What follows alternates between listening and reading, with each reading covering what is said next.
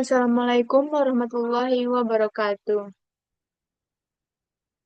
Baiklah, di sini saya akan melanjutkan bab 4 em, yang membahas tentang manajemen kurikulum.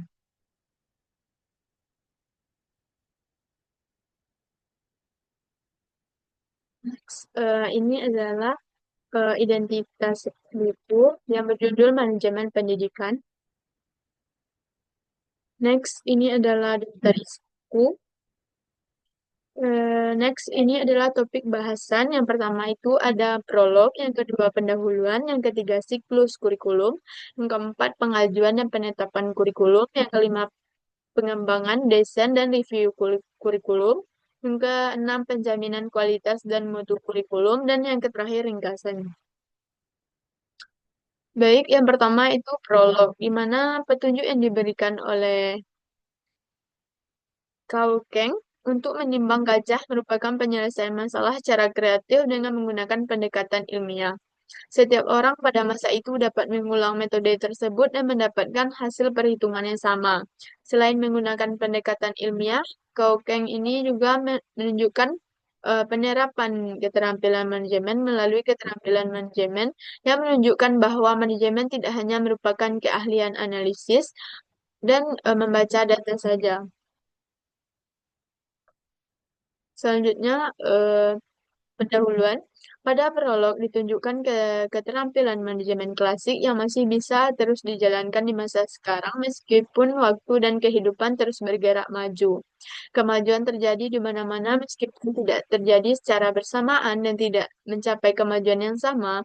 Keterbatasan sumber daya akan terus menjadi persoalan di dalam menjalankan kegiatan manajerial, termasuk manajemen kurikulum, di mana manajemen kurikulum dapat dipahami sebagai kegiatan pengembangan atau review kurikulum dan proses menjamin kualitas pembelajaran. Yang ketiga, siklus kurikulum. 11 tahun 2009, seorang pakar pengembangan kurikulum dari Amerika Serikat menyatakan definisi kurikulum oleh para pakar pendidikan pada umumnya dapat dikelompokkan pada salah satu kategori sebagai berikut. Yang pertama, kurikulum ditinjau sebagai dokumen berhubungan dengan pendidikan. Yang kedua, kurikulum ditinjau sebagai pengalaman peserta didik selama menjalani pendidikan di sekolah. Yang ketiga, kurikulum ditinjau sebagai aktivitas-aktivitas yang bertujuan mengembangkan karakter dan perilaku yang baik peserta didik. Dan yang terakhir, kurikulum ditinjau sebagai hasil dan kualitas penyelenggaraan pendidikan. Next, selanjutnya pengajuan dan penetapan kurikulum. Pakar di bidang manajemen pendidikan menurut Levin tahun 2005 memaparkan dua konsep penting terkait pelatihan manajerial institusi pendidikan yang masih belum dijalankan sesuai perkembangan kebutuhan masyarakat dan harus segera disempurnakan supaya institusi pendidikan dapat memiliki kepemimpinan yang handal untuk melaksanakan manajemen kurikulum dan manajemen pendidikan. Konsep yang pertama adalah koherensi kurikulum.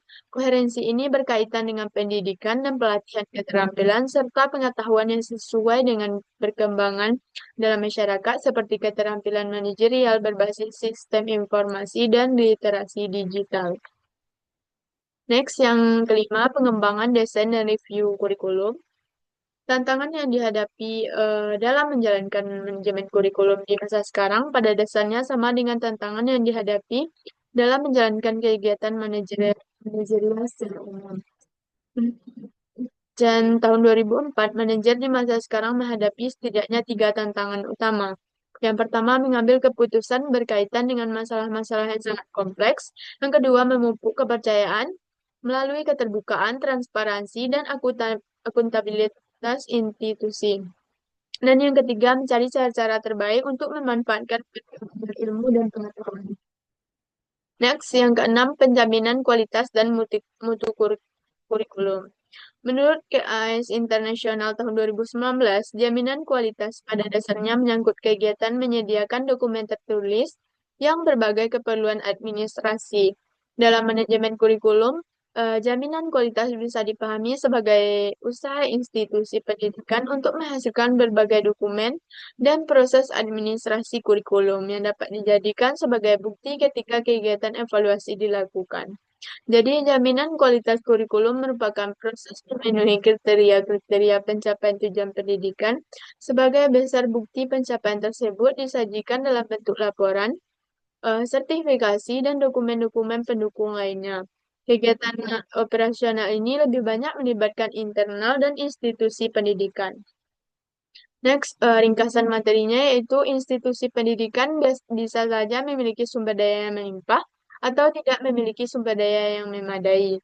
Kelimpahan dan kekurangan sumber daya tidak bisa menjamin institusi pendidikan untuk adaptif terhadap kebutuhan siswa atau mahasiswa yang dilayaninya.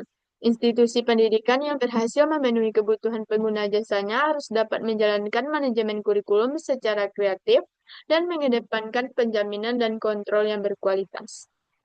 Next, ini adalah daftar pustaka dari buku manajemen pendidikan.